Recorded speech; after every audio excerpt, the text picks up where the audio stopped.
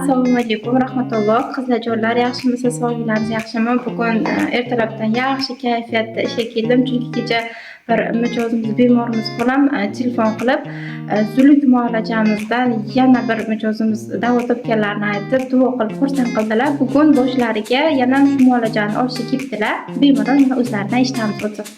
Xolajon, Assalomu alaykum. Mana Navbahor rayonidan keldim. Jutalada yurolmay qoldim. Girishada og'rig'im kuchliydi. Shu 16 ming kelib shifo topdim. Yurolmasdim. Hozir o'zim 3 kundan keyin mana cho'qqilab yurib, yana davlinam uchun kelyapman. Sizlarga tavsiya qilib qolaman. Shu qo'ziq qizimda qo'li yengil ekan.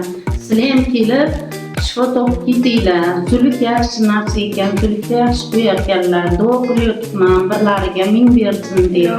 Onalarini rohatini ko'rsin. Iloyim bolalarini huzurini ko'rsin. Shu ochgan onalari bir umr hamma elga xizmat qilib yuradigan qiz bo'lsinlar. Rahmat. Faqat qo'lim duoda shu qizim uchun. rahmat. Alloh rozi bo'lsin. Amin, Sog' rahmat. bo'ling. Qizlar, bemalol sog'liklaringizni, hurmatli ayollar, ishonib kelsangiz bo'ladi. Qo'limizdan kelgancha bilimlarimiz bilan birga sizlarga yaxshi xizmat ko'rsatishga harakat qilamiz.